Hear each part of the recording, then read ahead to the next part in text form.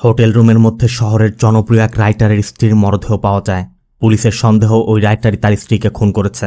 তবে পুলিশ তাকে ধরার আগেই সে পালানোর চেষ্টা করে।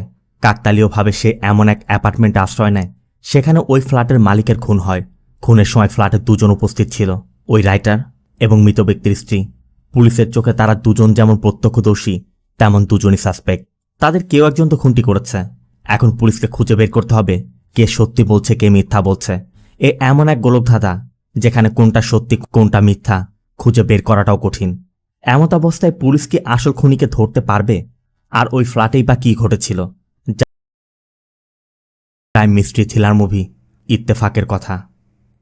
মুম্বাই, সময়টা মধ্যরাত। পুলিশ একটি কার ধরতে চেষ্টা করছে। কারটি যে ড্রাইভ করছে তার নাম বিক্রম শেঠি। বিক্রম পুলিশের হাত থেকে বাঁচার জন্য প্রাণপণ চেষ্টা করে যাচ্ছে, কিন্তু হঠাৎ অসতর্কতাবশত তার কারটি উল্টে যায়। বিক্রম গুরুতর আহত হয়, কিন্তু পুলিশের হাত থেকে বাঁচার জন্য সে দৌড়ে পালানোর চেষ্টা করেই যাচ্ছে। এভাবে একসময় বিক্রম একটি অ্যাপার্টমেন্টের মধ্যে ঢুকে পড়ে। পুলিশ তখনও আশেপাশের এরিয়াতে বিক্রমকে খুঁজেই যাচ্ছে। এর মধ্যে বৃষ্টি শুরু হয়। পুলিশের একটি গাড়ি ওই অ্যাপার্টমেন্টের মধ্যে ঢোকে। তারা ওয়াচম্যানের কাছে জানতে চায় 6 ফিট লম্বার কেউ একজন এখান দিয়ে ঢুকেছে কিনা। ওয়াচম্যান জানায় তার পেট খারাপ, সে ওয়াশরুমে ছিল তাই সে দেখতে পায়নি। তবে এখানে তার একটি কুকুর বাঁধা, এজন্য সে বলে ভিতরে কেউই ঢুকেনি, কারণ ঢুকলে অবশ্যই কুকুর শব্দ করত। এজন্য পুলিশের ওই টিম চলে যাচ্ছিল। ঠিক তখনই একটি মেয়ে এসে তাদের পথ আটকে দেয়। এই মেয়েটির নাম মায়া। মায়ের কথা মতো পুলিশের ওই টিম দ্রুত মায়ের অ্যাপার্টমেন্টে গিয়েই দেখে বিক্রম সেখানে দাঁড়িয়ে আছে। পাশেই মায়ের হাজব্যান্ড শেখরের ডেড বডি। সিন চলে যায় পরদিন সকালে। ইনি হচ্ছেন ডিসিপি দেব সিনহা। ওই অ্যাপার্টমেন্টে খুনের খবর পাওয়া মাত্রই দেব সেই অ্যাপার্টমেন্টে চলে যায়। অ্যাপার্টমেন্টের মধ্যে যখন ফরেন্সিক টিম তাদের আলামত সংগ্রহের কাজ করছে, বাইরে মিডিয়া ভিড় করে আছে। দেব ভিতরে যাওয়া মাত্রই ইন্সপেক্টর গৌতম জানায় সবকিছু আন্ডার কন্ট্রোলে আছে। এরপর দেব পুরো ঘর এবং ডেড বডি পর্যবেক্ষণ শুরু করে। এই কেসটি একটি হাই প্রোফাইল কেস, কারণ এই কেসে যাকে গ্রেপ্তার করা হয়েছে বিক্রম শেঠি, সে ইউকের একজন পপুলার নোবেলিস্ট। গত রাতেই তার লেটেস্ট নোবেলটি রিলিজ হয়েছে, আর সেই জন্য বিক্রম তার ওয়াইফ ক্যাথরিনকে নিয়ে ইন্ডিয়াতে এসেছিল। তবে গত রাতে হোটেলের রুমের মধ্যে ক্যাথরিনের ডেড বডি পাওয়া গেছে। তাই এখন বিক্রমের উপর দুইটি মার্ডার কেস। একটি তার নিজ স্ত্রী ক্যাথরিনের মার্ডার কেস, অন্যটি হচ্ছে ওই অ্যাপার্টমেন্টের শেখরের মার্ডার কেস। আবার শেখর ছিল একজন নামি দামি লয়ার, এই জন্য এই কেসটি খুবই সেন্সিটিভ। এদিকে দেব পর্যবেক্ষণ করছে। ড্রয়িং রুমের মধ্যে টেবিল ভেঙে কাঁচ এলোমেলো পড়ে আছে, টেবিলের গায়ে রক্ত লেগে আছে। তাই ইন্সপেক্টর গৌতমের ধারণা টেবিলের উপর পড়ে মাথায় আঘাত পাওয়ায় তার মৃত্যু হয়েছে। কিন্তু মাথার আঘাতের চিহ্ন দেখে দেবের ধারণা এটা টেবিলে পড়ে গিয়ে মৃত্যু হয়নি, ভারী কোনো বস্তু দিয়ে মাথায় আঘাত করা হয়েছিল। অবশ্য ঘরের মধ্যে খুঁজতে খুঁজতে সোফার নিচে একটি ফ্লাওয়ার বেস পাওয়া যায়, যার নিচে রক্ত লেগে আছে। তাই প্রাথমিকভাবে ধারণা করা হয় এটাই মার্ডার ওয়েপন, মানে এটা দিয়ে মাথায় আঘাত করা হয়েছে। তবে সেটি টেস্ট করার জন্য ফরেন্সিকে পাঠানো হয়। এরপর ঘরের ভিতর এবং বাইরের ডাস্টবিন চেক করা হয়। ভিতরের ডাস্টবিনে তেমন কিছু না পেলেও বাইরে থাকা ডাস্টবিনের মধ্যে পোড়া কয়েকটি ফটো পাওয়া যায়, যেগুলো দেখে স্পষ্ট বোঝা যাচ্ছে কেউ এই ফটোগুলো পুড়িয়ে দেওয়ার চেষ্টা করেছে। এরপর দেব সোজা পুলিশ কমিশনারের সাথে দেখা করে, কারণ বিক্রম শেঠি একজন ইউকে সিটিজেন, তার উপর তার অনেক লিঙ্কও আছে। আবার অ্যাম্বাসি থেকে পলিটিক্যাল প্রেশারও আসছে। তাই বিক্রমকে কোনো এভিডেন্স ছাড়া তারা এভাবে আটকে রাখতে পারছে না। এই জন্য কমিশনার দেবকে বলে দেয় 3 দিনের মধ্যে যেভাবে হোক তোমাকে এই কেসটি সলভ করতে হবে। যদিও 3 দিনের মধ্যে এমন একটি জটিল কেস সলভ করা খুবই কষ্টসাধ্য ব্যাপার, তারপরও কমিশনার আস্থা দেব এটি পারবে। তাই সেই বিষয়টা মাথায় রেখেই দেব তদন্ত শুরু করে। আর এখান থেকে ফিরেই দেব বিক্রমের জবানবন্দি নেওয়া শুরু করে। দেব বিক্রমকে প্রথমে বলে দেয়, দেখো ভাই, আমি নির্দোষ, আমি কিছু করিনি। এই সকল কথাবার্তা না বলে সোজা পয়েন্টে চলে আসো।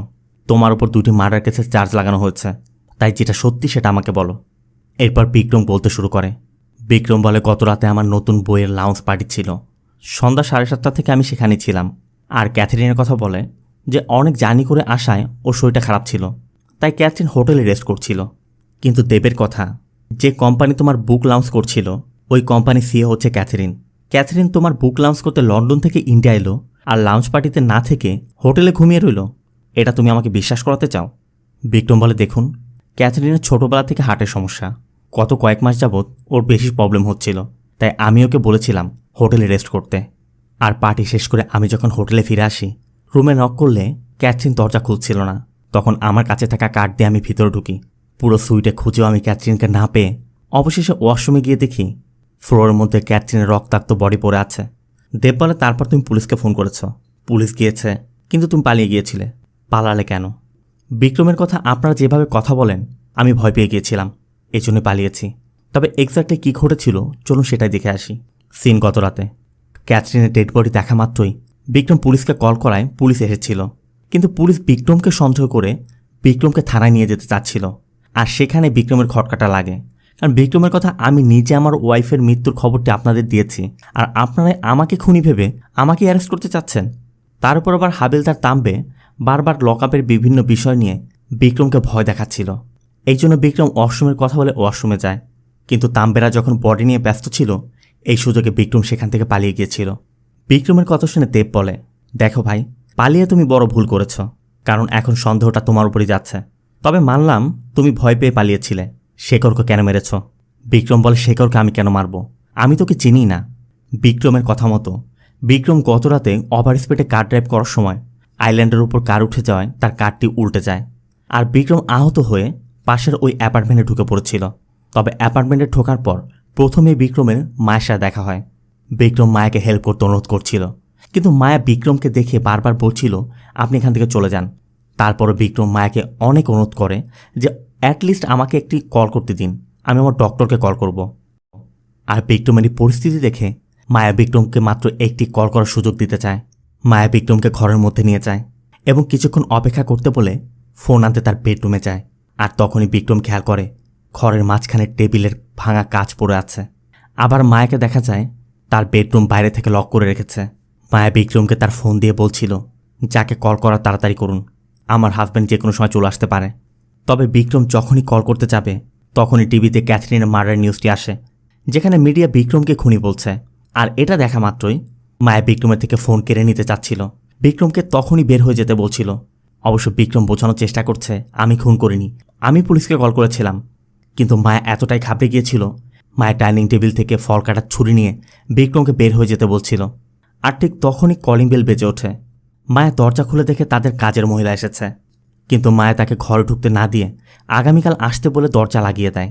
বিক্রম তখন পিলারের পিছে দাঁড়িয়েছিল। কিন্তু দেবের কথা, মায়া যদি তোমাকে দেখে ভয় পেয়ে থাকে তাহলে দরজা খুললো, তুমি দূরে ছিলে, ও পালালো না কেন? ও তো পালাতে পারত। বিক্রম বলে, সেটা তো আমিও বুঝতে পারিনি, ও কি মনে করে পালায়নি। আমার মনে হয়েছিল ও আমাকে হেল্প করতে চেয়েছিল। বিশেষ করে আমি যখন ঘরে ঢুকেছিলাম তখন থেকে ঘরের মধ্যে সব কিছু আমার আজব লাগছিল। যেমন ঘরের মধ্যে টেবিলের ভাঙা কাঁচ পড়ে আছে, মায়ের গলায় আঘাতের চিহ্ন, আবার বেডরুমও বাইরে থেকে লক করে রেখেছে। এমনটা কে করে? কিছু তো একটা ও লুকাচ্ছিল। দেব বলে, তার মানে মায়া ওর হাজব্যান্ডকে খুন করে বেডরুমের মধ্যে লুকিয়ে রেখেছিল, আর কাকতালীয়ভাবে তুমি তোমার ওয়াইফকে খুন করে ওই ফ্ল্যাটে গিয়ে আশ্রয় নিয়েছ যেখানে একজন ওয়াইফ তার হাজব্যান্ডকে খুন করেছে। দেবের ধারণা বিক্রম একজন রাইটার, আর এরকম গল্প রচনা করা তার জন্য কোনো বিষয় না। তাই বিক্রমের কোনো কথাই দেবের বিশ্বাস হচ্ছে না। এর মধ্যে ইন্সপেক্টর গৌতম এসে জানায় মায়া এসেছে। তাই দেব মায়ের সাথে কথা বলতে যাচ্ছিল, তবে যেতে যেতে সাব ইন্সপেক্টর কদমের সাথে কথা বলে, আর কদম জানায় দুইবারই বিক্রমকে সেই অ্যারেস্ট করেছে। তবে কদম আরও জানায় বিক্রমের নামে আরেকটু কেস আছে। কয়েকদিন আগে একটি মেয়ে সুইসাইড করেছিল, ওই মেয়েটির বাবা বিক্রমের নামে কেস করেছে। এরপর দেব মায়ের সাথে কথা বলে। দেবের কথা, বিক্রম যেহেতু শেখরকে জানতো না, তাহলে একজন অচেনা মানুষকে কেন মারবে? এখানে তো খুনের কোনো মোটিভই দেখা যাচ্ছে না। অবশ্য মায়ের কথা, যে নিজের স্ত্রীকে খুন করতে পারে তার জন্য একজন অচেনা ব্যক্তিকে খুন করা কোনো বিষয় না। আর শেখর আমাকে বাঁচানোর চেষ্টা করছিল। দেব জানতে চায় আসলে এক্স্যাক্টলি গতরাতে কী কী ঘটেছিল আমাকে খুলে বলুন। এরপর মায়া বলতে শুরু করে। মায়ের ভাষ্যমতে গতরাতে কলিং বেলের শব্দ পেয়ে মায়া দরজা খুলেছিল, আর ঠিক তখনই বিক্রম ঢুকে মায়ের মুখ চেপে ধরে। কিন্তু মায়া বিক্রমের হাত থেকে বাঁচার জন্য বেডরুমের দিকে ছুটে গেলে বিক্রম বেডরুমে গিয়ে মায়াকে ধরে নিয়ে আসে। আর এরপর ডাইনিং টেবিল থেকে ছুরি নিয়ে নিজেকে বাঁচানোর চেষ্টা করলে বিক্রম সেই ছুরিটি নিয়ে নেয়। আর ঠিক তখনই কাজের মহিলা আসে। বিক্রম তখন দরজার পাশে ছুরি নিয়ে দাঁড়িয়েছিল, তাই বিক্রমের ভয়ে মায়া কাজের মহিলাকে ঘরে ঢুকতে না দিয়ে আগামীকাল আসতে বলে দরজা বন্ধ করে দিয়েছিল। এরপর বিক্রম মায়াকে সোফায় এনে বসায়। ঠিক তখনই টিভিতে ক্যাথরিনের মার্ডারের নিউজটি আসে, আর এটা দেখে মায়া প্রচণ্ড ভয় পেয়ে যায়। মায়া তখন সুযোগ বুঝে দরজা খুলে অ্যাপার্টমেন্ট থেকে বের হওয়ার চেষ্টা করছিল, কিন্তু বিক্রম মায়ের মুখ চেপে ধরে আবার মায়াকে ফ্ল্যাটের মধ্যে নিয়ে আসে। এ পর্যন্ত শোনার পর দেব একটু ব্রেক নেয়, আর বাড়ি এসে দেখে কয়েকদিন আগে যে মেয়েটি সুসাইড করেছিল, মানে যে মেয়েটির বাবা বিক্রমের নামে মামলা করেছিল, ওই লোকটি থানার সামনে ঝামেলা করছে। এই জন্য দেব ওই মেয়ের বাবার সাথে কথা বলে। এই লোকটার নাম হচ্ছে শাস্ত্রী। মূলত কয়েকদিন আগে শাস্ত্রী যখন মামলা করেছিল তখন পুলিশ কোনো গুরুত্বই দেয়নি, আজ যখন পুলিশের প্রয়োজন পড়েছে তখন তাকে ডাকা হয়েছে। কিন্তু শাস্ত্রীর কথা, আমি আপনাদের মতো নয়, আমি আপনাদের মতো বিহেভ করব না, আমি সব খুলে বলবো। দেব শুধু তার কাছে জানতে চায় আপনার মেয়ে কিভাবে মারা গিয়েছিল। শাস্ত্রীর কথা, আমার মেয়ে সুসাইড করেনি, আমার মেয়েকে খুন করা হয়েছিল। বিক্রম সেটি আমার মেয়েকে খুন করেছিল। এখানে আমরা শাস্ত্রীর কথা আরও জানতে পারি। শাস্ত্রীর মেয়ের নাম ছিল নিত্যা। নিত্যাকে 5 জন গ্যাংরেপ করেছিল। আর বিক্রম সেটি জানার পর বিক্রম নিত্যার উপর একটি নোবেল লিখতে চেয়েছিল। বিক্রম বলেছিল সে যদি বইয়ের মাধ্যমে নিত্যার সাথে ঘটা ঘটনাগুলো প্রকাশ করে তাহলে অনেক রেপ ভিকটিমরা উপকৃত হবে। তবে বিক্রম ওয়াদা করেছিল নিত্যার নাম কখনোই আসবে না। এই জন্য নিত্যার থেকে সম্পূর্ণ স্টোরি জানার পর বিক্রম বই প্রকাশ করে। কিন্তু বিক্রম তার ওয়াদা রাখেনি। বিক্রম নিত্যার নাম প্রকাশ করে দেয়। আর এজন্যই তখন প্রত্যেকটা নিউজ চ্যানেলে নিত্যার নাম এসে পড়ে। আত্মীয় স্বজন, পাড়া প্রতিবেশী, বন্ধু বান্ধব সবাই নিত্যাকে কল করতে শুরু করে। সবাই নিত্যাকে অন্য চোখে দেখতে শুরু করে, যেটা নিত্যা মেনে নিতে পারছিল না। এমনকি রাস্তাঘাটে বের হলেও বিভিন্ন জায়গায় মিডিয়ারা এসে তাকে বিভিন্ন প্রশ্ন করতে শুরু করে। ওই সময় শাস্ত্রী একদিন নিত্যাকে নিয়ে বিক্রমের সাথে দেখা করতেও গিয়েছিল। কিন্তু বিক্রম তাদেরকে দেখেও না দেখার ভান করে চলে যায়। তখন স্পষ্টই তারা বুঝতে পারে বিক্রম তাদেরকে ধোঁকা দিয়েছে। আর সমাজে বিভিন্ন কথা এবং মানসিক প্রেসারে পড়ে নিত্যা আত্মহননের পথ বেছে নিয়েছিল। আর এজন্যই শাস্ত্রী বিক্রমের নামে হত্যা মামলা করেছে। সিন চলে যায় রাতে। গৌতম দেবকে বলছিল মায়া এবং বিক্রম দুজনই যে স্টোরি বলছে দুটোই বিশ্বাসযোগ্য। এখন শুধু তাদের খুঁজে বের করতে হবে কে সত্যি বলছে কে মিথ্যা বলছে। কিন্তু দেবের কথা, বিক্রম সত্যি বলছে না মায়া সত্যি বলছে, আমাদের মূল সত্যিটাকে খুঁজে বের করতে হবে। কিন্তু হাতে সময় আছে মাত্র 2 দিন। এই 2 দিনের মধ্যে এত জটিল কেস কীভাবে সলভ করা সম্ভব? সিন চলে যায় পরবর্তী দিন। দেব থানায় এসেই বিক্রমের কাছে পরবর্তী স্টোরি জানতে চায়। মানে বিক্রম যে পর্যন্ত বলেছিল তারপর কি হয়েছিল সেটা জানতে চাচ্ছে। বিক্রম বলে কাজের মহিলা যাওয়ার পর আমি মায়াকে আমার সিচুয়েশন খুলে বলি। আর বিক্রমের তথ্য মতে মায়া সেটা বিশ্বাসও করেছিল। বিক্রমের ওই অ্যাক্সিডেন্টে বিক্রমের পেটে আঘাত লেগেছে। আর মায়া সেটা বুঝতে পেরে ফার্স্ট এইড বক্স এনে বিক্রমকে ফার্স্ট এইড দিচ্ছিল। তখন বিক্রম মায়ের কাছে জানতে চায় আমার কি স্যারেন্ডার করা উচিত। কিন্তু মায়ের কথা, তোমার কি মনে হয় পুলিশ তোমার সাহায্য করতে চায়? পুলিশ তো শুধুমাত্র কেস সলভ করতে চাচ্ছে। চিন্তা করো না, আমার হাজব্যান্ড একজন লয়ার, তার আসার সময় হয়ে গেছে। এত সময় লেট করেছে যেহেতু দেখা করেই যাও। টিভিতে তখনও বিক্রমের ওই নিউজগুলো দেখাচ্ছিল। আর এগুলো দেখে বিক্রম আরও ঘাবড়ে যাচ্ছে। এই জন্য মায়া টিভি অফ করে বিক্রমকে ড্রিঙ্কসের অফার করে। এমনকি নিজে হাতে দুজনের জন্য ড্রিঙ্কস করে নিয়ে আসে। আর বিক্রমের কাছে এই ড্রিঙ্কসের ব্যাপারে জানতে পেরে দেব মায়াকেও ওই ড্রিঙ্কসের ব্যাপারে বলে। আবার এর সত্যতাও পাওয়া গেছে, কারণ মায়েদের ফ্ল্যাট থেকে 2টি গ্লাস উদ্ধার করা হয়েছে। সেখানে একটি গ্লাসে মায়ের ফিঙ্গারপ্রিন্ট এবং আরেকটি গ্লাসে বিক্রমের ফিঙ্গারপ্রিন্ট পাওয়া গেছে। অবশ্য মায়ের কথা, আমি নিজের ইচ্ছায় বিক্রমের সাথে ড্রিঙ্ক করিনি, বিক্রম আমাকে ড্রিঙ্ক করতে বাধ্য করেছিল। মায়ের ভাষ্য মতে গত রাতে যেমনটা হয়েছে, বিক্রম ঘরের মধ্যে শেকড় থাকা কিছু ডকুমেন্টস খুঁজছিল। কিন্তু মায়া বারবার চেষ্টা করছে কিভাবে বিক্রমের হাত থেকে সে বাঁচবে। এর জন্য পানি খাওয়ার কথা বলে মায়া তাদের প্যান্ট্রির দিকে চলে যায়। আর সেখান থেকে লুকিয়ে মায়ের টর্চ লাইটটি নিয়ে তার পকেটে রেখে দেয়। আর তখনই বিক্রম এসে পড়ায়। মায়া বিক্রমকে ড্রিঙ্কসের অফার করে। আর ঠিক এরপরই মায়া বিক্রম এবং তার জন্য ড্রিঙ্কস তৈরি করেছিল। মায়ের তথ্য মতে এটাই ছিল ড্রিঙ্কসের বিষয়। আর ড্রিঙ্কস করতে করতে বিক্রম মায়ের বডিতে টাচ করার চেষ্টা করছিল। তখন মায়া ওয়াশরুমে যেতে চায়। বিক্রম বলছিল তার আগে আমাকে ফার্স্ট এইড বক্স দিয়ে যাও। মায়া জানায় সেটা বাথরুমে আছে। অবশ্য মায়া বাথরুম থেকে বক্সটি দিয়েও দেয়। এরপর মায়া ওয়াশরুম ইউজ করতে চাচ্ছিল, কিন্তু বিক্রম দরজা বন্ধ করতে দিতে চাচ্ছে না। মায়া বলে অ্যাটলিস্ট ঘুরে তো দাঁড়াবে। অবশ্য বিক্রম ঘুরে দাঁড়ালে মায়া বাথরুম ইউজ করার নাম করে জানালা দিয়ে নিজের ওয়াচম্যানকে টর্চ দিয়ে সিগন্যাল দেওয়ার চেষ্টা করছিল। কিন্তু কিছুতেই ওয়াচম্যান তার সিগন্যাল দেখতে পাচ্ছে না। এক পর্যায়ে বিক্রম ঘুরে দাঁড়ালে মায়া বিক্রমের সাথে আবার চলে আসে। তবে বিক্রম বুঝতে পারছিল মায়া কিছু একটা করার চেষ্টা করছিল, এই জন্য মায়ের গলা চেপে ধরে। অবশ্য বিক্রম এই সব কিছু অস্বীকার করছে। বিক্রমের কথা, আমি কেন ওর সাথে জবরদস্তি করতে যাব, ও তো স্বেচ্ছায় আমার সাথে সব কিছু করছিল। বিক্রম বলে ওই সময় আমি শুধু ক্যাথরিনের কথা ভাবছিলাম। তবে মায়া কথায় কথায় বিক্রমের সান্নিধ্যে যাওয়ার চেষ্টা করছিল। বিক্রম একসময় মায়ের কাছে জানতে চায় টেবিল কীভাবে ভাঙলো। মায়া বলে ওটা বলো না, আমার মাঝে মাঝে মাথা গরম হয়ে যায়, তাই ওরা ভেঙে ফেলেছি। তবে তাদের কথার মধ্যে বিক্রম মেঝের মধ্যে একটি মানি ব্যাগ পায়। মায়ের সাথে সাথে মানি ব্যাগটি নিয়ে বলে এটা শেখরও মানি ব্যাগ, ভুলে ফেলে গেছে। বিক্রম দেবকে বলে আমার কাছে সব কিছুই কেমন যেন আজব লাগছিল, মায়ের বিহেভিয়ার কোনোটাই ঠিক ছিল না। বিক্রম বারবার বোঝানোর চেষ্টা করছে যে মায়ের শেখরকে খুন করে বেডরুমের মধ্যে আটকে রেখেছিল, কিন্তু বিক্রমের কোনো কথাই দেব বিশ্বাস করতে চাচ্ছে না। এরপর ওই অ্যাপার্টমেন্টে ওয়াচম্যানদের ডাকা হয়। একজন ওয়াচম্যান জানায় গতকাল সন্ধ্যা 7:30টায় শেখর ফ্ল্যাটে এসেছিল। 8টায় তার ডিউটি শেষ হয়ে গেছে। ততক্ষণ শেখরকে সে বের হতে দেখেনি। অন্যজন জানায় আমার পেট খারাপ ছিল। আমি যখন ওয়াশরুমে ছিলাম তখন বলতে পারবো না, তবে আমি যখন বাইরে আসি তখন আমি যেতে দেখিনি। তার মানে তাদের কথাই স্পষ্ট বোঝা যাচ্ছে শেখর 7:30টায় ফ্ল্যাটে এসেছিল ঠিকই, এরপর আর বের হয়নি। কিন্তু মায়া বলছে শেখর গতরাত 12টার দিকে বাসায় ফিরেছিল। মায়ের ভাষ্যমতে বিক্রম যখন মায়ের গলা চেপে ধরেছিল ঠিক তখনই শেখর ঘরে ঢুকে পড়ে। আর এমন অবস্থায় দেখা মাত্রই মায়াকে বাঁচানোর জন্য শেখর বিক্রমের সাথে ফাইট করছিল। আর মায়াও তখন হেল্পের জন্য বাইরে ছুটে যায়। আর পথের মধ্যে পুলিশের গাড়ি দেখে পুলিশকে ডেকে যতক্ষণে ফ্ল্যাটে ফিরে আসে ততক্ষণে বিক্রম শেখরকে মেরে ফেলেছে। একদিকে মায়া বলছে 12টার দিকে এসেছিল, অন্যদিকে ওয়াচম্যানরা বলছে 7:30টায় এসেছে আর বের হয়নি। কার কথা সত্যি? অবশ্য ওয়াচম্যানদের কথার বিষয়ে মায়া বলে 7:30টার সময় শেখর একবার এসেছিল, কিন্তু 2 মিনিট পরে আবার বের হয়ে চলে গিয়েছিল। আর এরপর 12টার সময় আবার ফিরেছিল। কিন্তু ওয়াচম্যানরা যেমনটা বলছে, ওয়াচম্যানদের তথ্য অনুযায়ী শেখর যদি 7:30টায় ফ্ল্যাটে এসে থাকে তাহলে মায়া যেসব বলছে সব কিছু মিথ্যা। এই থিওরিতে বলছে মায়া শেখরকে খুন করেছে আর পুরো ব্লেমটা দিচ্ছে বিক্রমকে। এই জন্য দেবের এখন মায়ের উপর সন্দেহ হচ্ছে। দেবও এখন চিন্তার মধ্যে পড়ে গেছে কার কথা সে বিশ্বাস করবে। অ্যাকচুয়ালি ওখানে কি ঘটেছিল? এর মধ্যে এক মহিলা থানায় কল করে জানায় ক্যাথরিন মার্ডার কেসের বিষয়ে তার কাছে একটি এভিডেন্স আছে। আর শোনা মাত্রই দেবরা ওই মহিলার সাথে দেখা করে।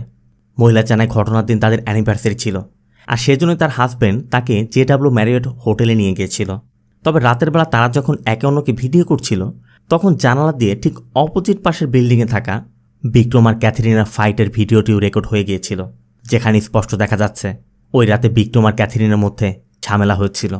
আর এই ভিডিওটা দেখার পর বিক্রমের উপর সন্দেহ করাটা একদমই স্বাভাবিক। দেব বিক্রমকেও ওই ভিডিওটি দেখায়। আর ওই ভিডিও দেখার পর বিক্রম জানায় আমাদের মধ্যে ঝগড়া হয়েছিল ঠিকই, কিন্তু কি বিষয় সেটা আপনারা জানেন না। বিক্রমের তথ্য মতে বিক্রমের যে বুকটি লঞ্চ হয়েছে এটা লঞ্চ করা ক্যাথরিনের জন্য খুবই গুরুত্বপূর্ণ ছিল। আর ক্যাথরিনই এই বুকের সাকসেসের জন্য ওই মেয়েটির নাম প্রকাশ করে দিয়েছিল, যেটা বিক্রম একদমই পছন্দ করেনি। এই জন্য বিক্রম চাচ্ছিল বুকটা যেন পাবলিশ না হয়, কিন্তু ক্যাথরিন কিছুতেই পাবলিশ ক্যান্সেল করতে চাচ্ছে না। এক পর্যায়ে ক্যাথরিন বিক্রমকে বলেই দেয় তুমি আমার সাথে কন্ট্যাক্টে আছো, যদি তুমি কন্ট্যাক্ট ক্যান্সেল করতে চাও আমি তোমার নামে মামলা করব, আর তুমি সারা জীবন কোনো বই লিখতে পারবে না। বিক্রমের ভাষ্যমতে ওই রাতে তার আর ক্যাথরিনের মধ্যে এটা নিয়ে ঝামেলা হয়েছিল। বিক্রম বলে এত কিছু হওয়ার পর আমি চাচ্ছিলাম না বইটা যেন পাবলিশ হয়, কিন্তু ক্যাথরিনের ওপর কোম্পানির প্রেশার ছিল, তাই ক্যাথরিন হয়তোবা সেটা বুঝতে পারছিল না। আর এর মধ্যে ক্যাথরিনের পোস্টমর্টম রিপোর্ট এসে পড়ে, যেখানে দেখা যাচ্ছে হার্ট অ্যাটাকের কারণে ক্যাথরিনের মৃত্যু হয়েছিল। তার মানে ক্যাথরিনকে খুন করা হয়নি, সেটা ন্যাচারাল ডেথ ছিল। আর অন্যদিকে ফরেন্সিক ল্যাব থেকে ফরেন্সিক এক্সপার্ট জানায় শেখরের মাথায় যে আঘাতের চিহ্ন পাওয়া গেছে তাতে ধারণা করা হচ্ছে ভারী এবং শক্ত কিছু দিয়ে শেখরের মাথায় আঘাত করেছে। আর যখন আঘাত করা হয়েছিল তখন দুজনই মুখোমুখি দাঁড়ানো ছিল। দেবের কথা শেখর তো বসেও থাকতে পারে, কিন্তু ফরেন্সিক এক্সপার্ট কিছু এক্সপেরিমেন্টের দ্বারা বুঝিয়ে দেয় দাঁড়িয়ে থাকা ব্যক্তিকে আঘাত করলে এক ধরনের ক্ষত তৈরি হয়, আর বসে থাকা ব্যক্তিকে আঘাত করলে এক ধরনের ক্ষত তৈরি হয়। আর শেখরের মাথায় যে ক্ষতটি দেখা গেছে সেখানে এই ক্ষতর সাথে কম্পেয়ার করলে স্পষ্ট বোঝা যাচ্ছে শেখর দাঁড়ানো অবস্থায় ছিল, আর 6 ফুট উচ্চতার কোনো একজন ব্যক্তি ভারী এবং শক্ত কিছু দিয়ে শেখরের মাথায় আঘাত করেছিল, আর সেখান থেকে রক্তক্ষরণের কারণে শেখরের মৃত্যু হয়েছে। এদিকে বিক্রমের উচ্চতা 6 ফিটের উপরে, তার মানে এই দিক দিয়ে যদি চিন্তা করা যায় বিক্রমই হয়তো শেখরকে খুন করেছে। আর এই থিওরির উপর ভিত্তি করেই কমিশনার প্রেস কনফারেন্সে বলে দেয় বিক্রমই শেখরের খুন করেছে। এদিকে দেব তখন প্রেস কনফারেন্সে। অন্যদিকে পুলিশের সদস্যরা বিক্রমকে নিয়ে যাওয়ার চেষ্টা করলে বিক্রম স্পষ্ট বুঝতে পারে তাকে ফাঁসানোর চেষ্টা করা হচ্ছে, তাই বিক্রম দেবকে খোঁজার চেষ্টা করছিল। অবশ্য পুলিশ কনস্টেবলরা তাকে ধরেও ফেলে। এর মধ্যে দেব গৌতমকে কল করে জানতে চায় মায়ের ঘর থেকে আমরা যে পোড়া ফটোগুলো উদ্ধার করেছিলাম ওই ফটোগুলোর বিষয়ে কি হলো। খুব দ্রুত সময়ের মধ্যে আমার ওই ফটোগুলোর ডিটেলস চাই। সিন চলে যায় রাতে।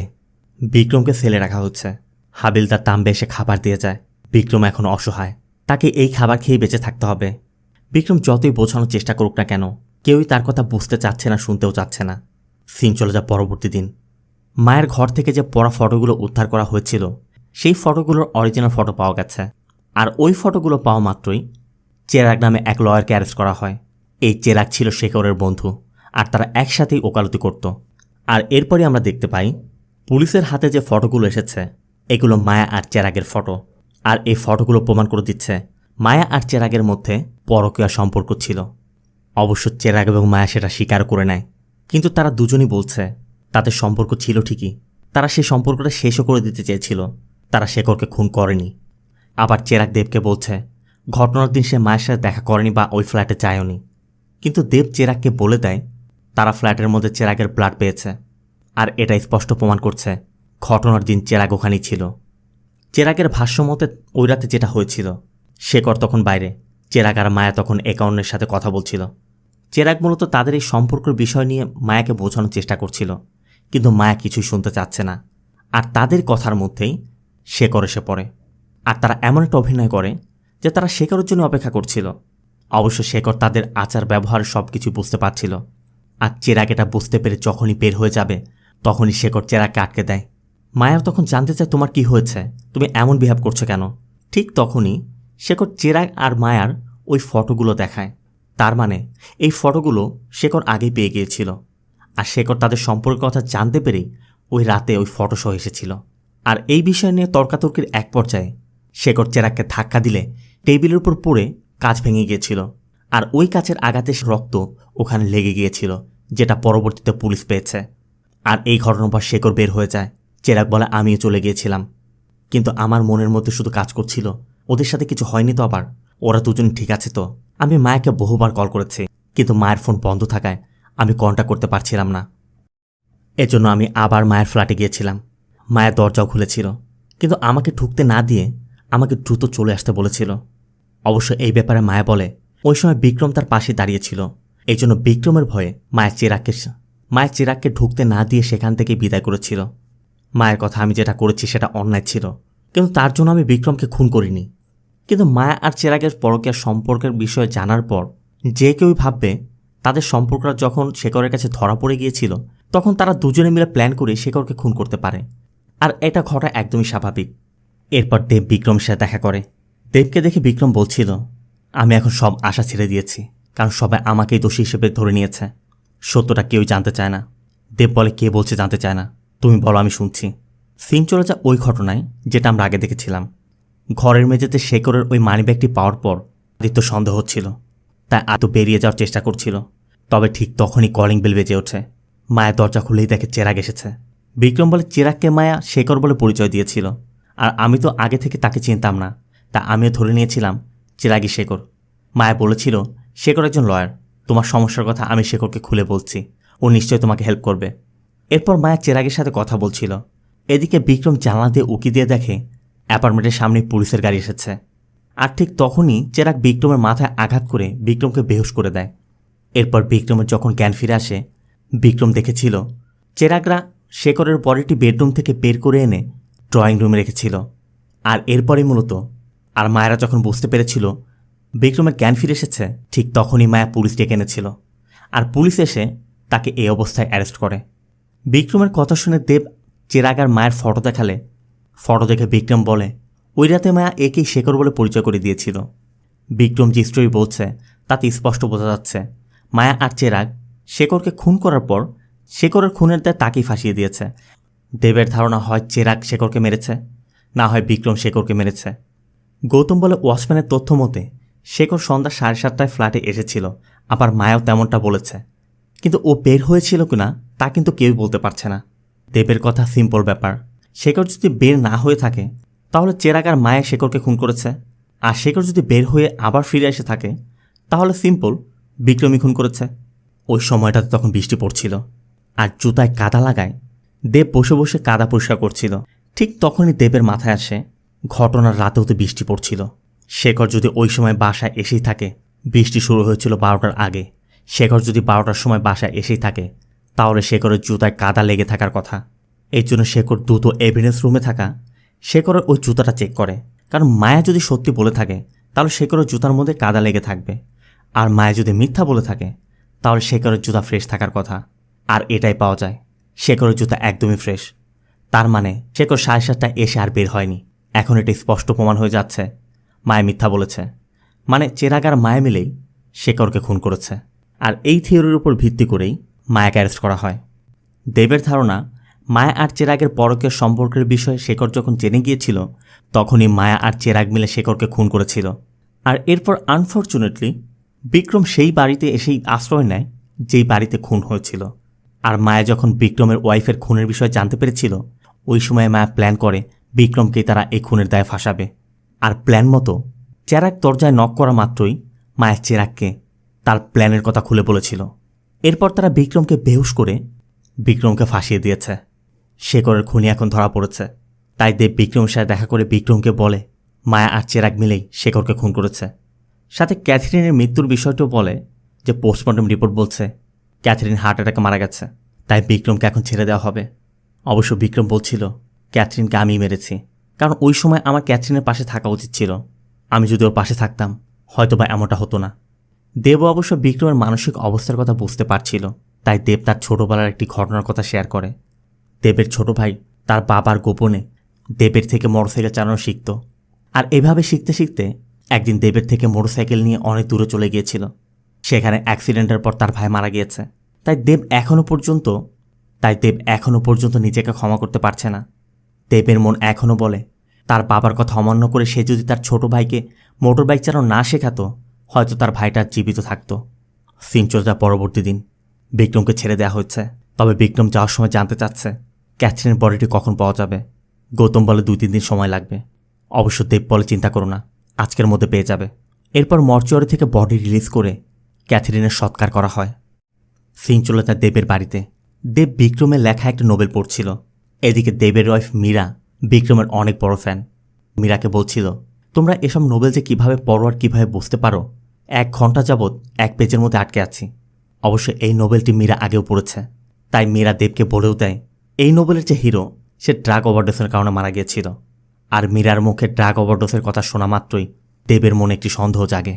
দেব দ্রুত ফরেন্সিক ল্যাবে চলে যায় আর ওই ফরেন্সিক এক্সপার্টের কাছে জানতে চায় ক্যাথরিনের মৃত্যুটা কি ড্রাগ ওভারডোজের কারণে হতে পারে। সে স্পষ্ট বলে দেয় এমন কিছুই ঘটেনি, ক্যাথরিন স্বাভাবিকভাবে ড্রাগ নিত।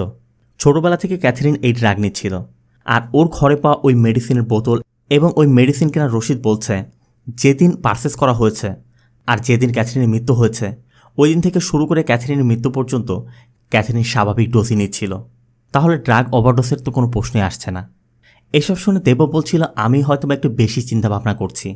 তবে তখনই হাতে ধাক্কা লেগে মেডিসিন পড়ে যায়। আর মেডিসিনগুলো তোলার সময় দেব একটি ক্যাপসুল খুলে ফেলে। আর তখনই ল্যাব টেকনিশিয়ান বলে ওঠে স্যার এখানে তো স্বাভাবিক মাত্রার থেকে 3 গুণ বেশি পরিমাণ মেডিসিন দেওয়া আছে। এই ট্যাবলেটের মধ্যে অতিরিক্ত মেডিসিনের ডোজ দেওয়া হয়েছে। আর এই কাজটি বিক্রম করেছে। তার মানে বিক্রম খুব চতুরতার সাথে ক্যাথরিনকে এই মেডিসিন দিয়ে যাচ্ছিল।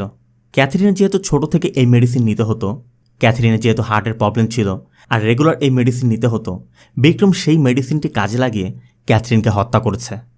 আর এটা বোঝা মাত্রই দেব কার নিয়ে বেরিয়ে যায়।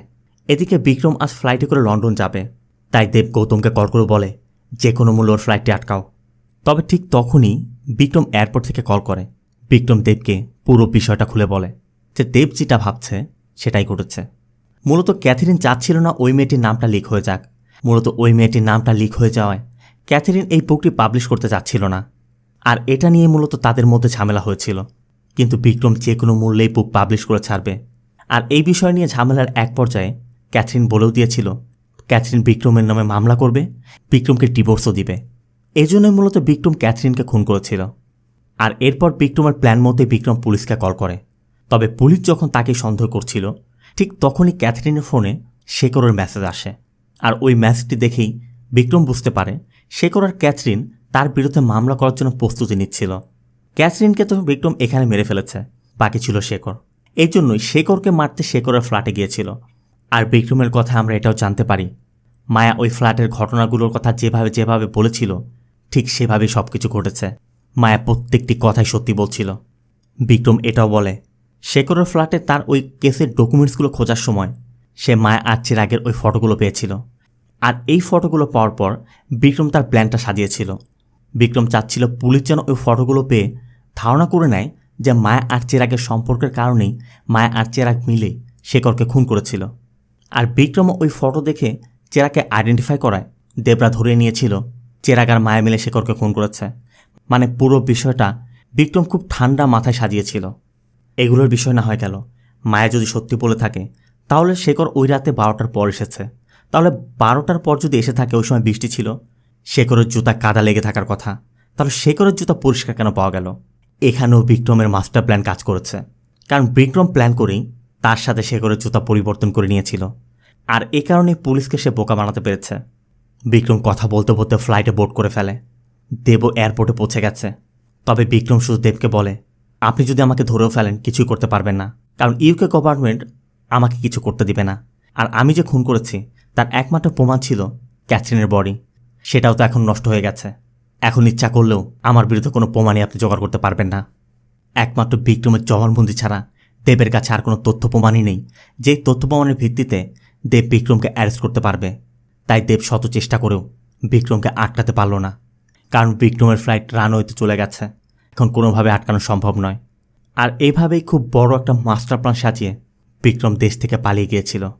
অনেক বড় বড় অপরাধ করে অনেকেই দেশ ছেড়ে পালিয়ে গেছে, বছরের পর বছর চেষ্টা করেও পুলিশ যাদের হাতের নাগালে পায়নি। তো মুভিটা আপনার কেমন লাগলো কমেন্টে জানাবেন। ভিডিওটি ভালো লাগলে ভিডিওতে লাইক দিয়ে চ্যানেলটিকে সাবস্ক্রাইব করতে একদম ভুল করবেন না। দেখা হবে অন্য কোনো মুভি বা সিরিজে